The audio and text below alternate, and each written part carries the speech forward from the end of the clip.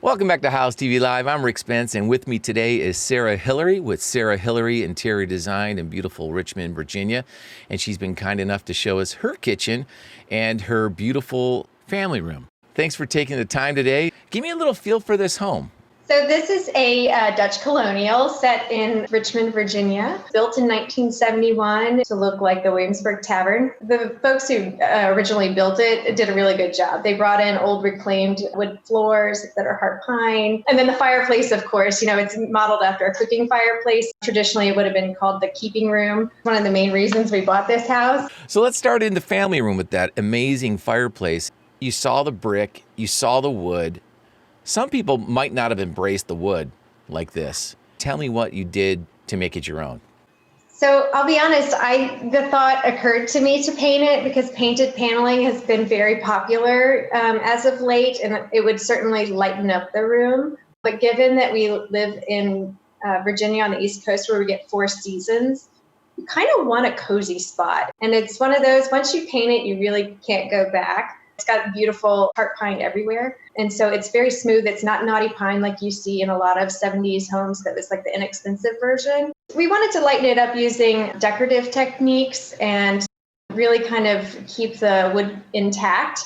So we have kind of brought light and color to the space by putting down a seagrass rug that's lighter than our floors, incorporating lighting. There was no overhead lighting in this house other than a ceiling fan. We put cans in, which I'm not always a big fan of, but in these homes that are very long with low ceilings where the light doesn't penetrate quite as far, you kind of really need those.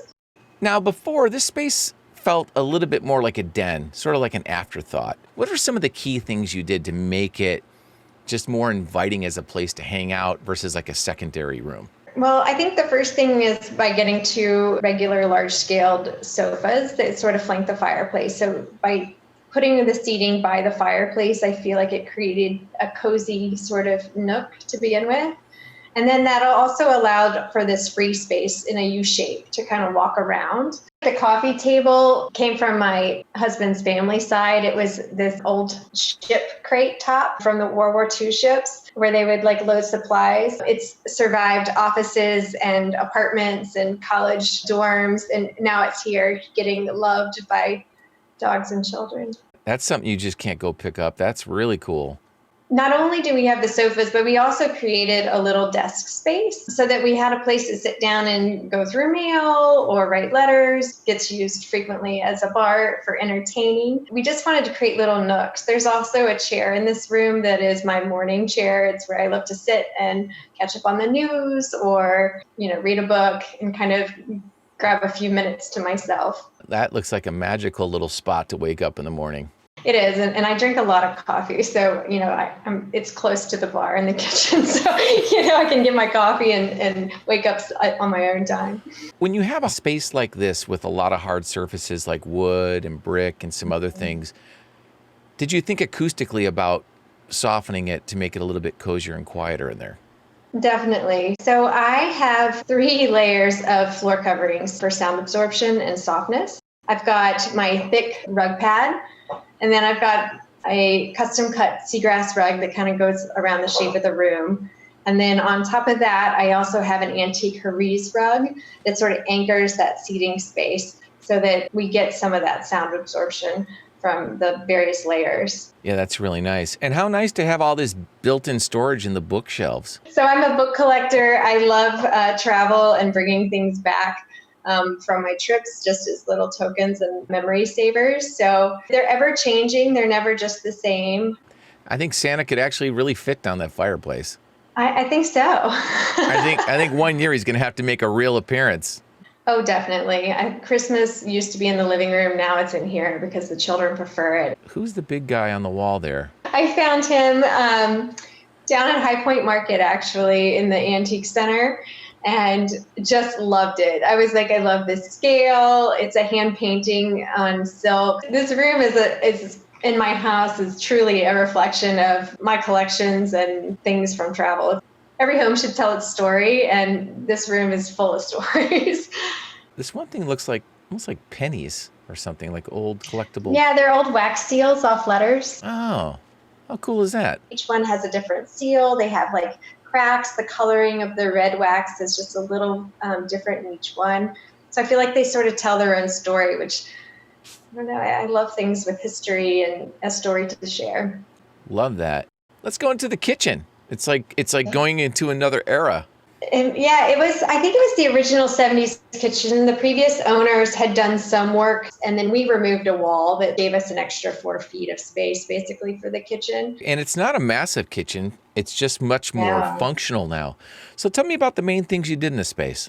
So by removing that wall and opening up this space, I really wanted it to feel like a continuation of the rest of the house. So we put in reclaimed heart pine floors and had someone nail in the nail holes going across each board. You know, we did inset cabinetry, just trying to make it look like old world and like furniture. Yeah, it's very nice. A really simple approach with your poles on your cabinetry as well. I do. I love that. You know, there's a time for big poles, and they certainly add a lot of fun and flash. But in here, you know, it is a colonial-style home, and I do have a lot of antiques. So I wanted to sort of play that bridge of, you know, a modern layout with maybe some old-world details. The drawer fronts are flat, and the doors are shaker with a bead, which is a more modern approach, I would say, to some degree. But the little poles are just understated and functional, and they work well. They don't really detract from everything else going on.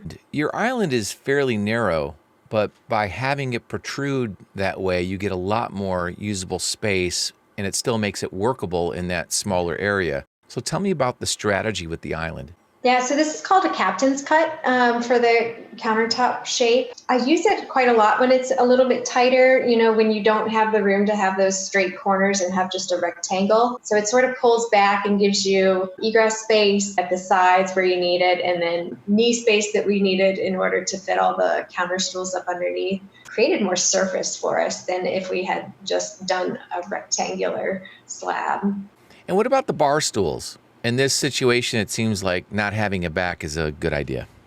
Absolutely. I'm a big fan because everybody congregates at the island. If you don't have to have a back, if you can have something that tucks up underneath, it makes that island more of a workspace in terms of standing. So this way, a lot of times if I'm entertaining or doing hors d'oeuvres, we put the food out and everybody sort of grazes while I cook, and we chat, and then we can migrate to other places. But it allows for standing conversation more so than if you're reaching over the back of a bar stool.